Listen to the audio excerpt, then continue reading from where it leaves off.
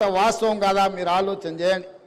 అందుకే ఇవాళ నేను ఒక్క మాట సూటిగా కేసీఆర్ కు సవాలు విసురుతున్నా. నువ్వు డబుల్ బెడ్రూమ్ ఇల్లు ఇచ్చినా దళితులను ఆదుకున్నా అంటున్నావు కదా. ఏ ఏ ఊర్లలో అయితే కేసీఆర్ డబుల్ బెడ్రూమ్ ఇల్లు ఇచ్చిండో ఆ ఊర్లలో నువ్వు ఓట్లు వేయించుకో. ఏ ఊర్లో అయితే ఇందిరమ్మ ఇల్లు ఉన్నాయో ఆ ఊర్లో మేము ఓట్లు వేయించుకుంటాం.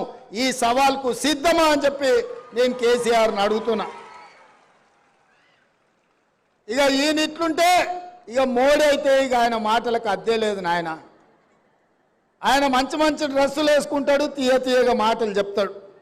ఆయన బీజేపీ ఎన్నికల మేనిఫెస్టోలో చెప్పారు 2022 వరకు భారతదేశంలో ఉన్న పేదోళ్లకు 100% ఇండ్లు కట్టిస్తాం.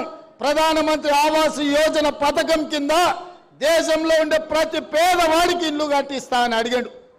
నేను ఇవాళ సూటిగా కిషన్ రెడ్డి గారిని, ఆయన డాక్టర్ లక్ష్మణ్ను నేను అడుగుతున్న ఈ వేదిక మీద నుంచి మీడియా మిత్రుల సాక్షిగా ఈటెల రాజేందర్ని అడుగుతున్నా.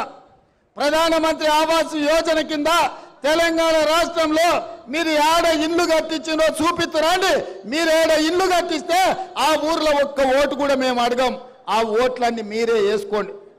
మీ ఎన్నికల మేనిఫెస్టోలో లేదా 2022 వరకు ప్రతి పేదవాడికి ఇల్లు ఇస్తామన్న మాట వాస్తవం కాదా? తెలంగాణ రాష్ట్రంలో బీజేపీ ఎన్ని ఇల్లు ఇచ్చిందో ఇవాళ సమాధానం చెప్పాలి ఓట్లు అడగనికి వస్తే. అదేవిధంగా బీజేపీ నాయకుడు నరేంద్ర మోడీ గారు అన్నారు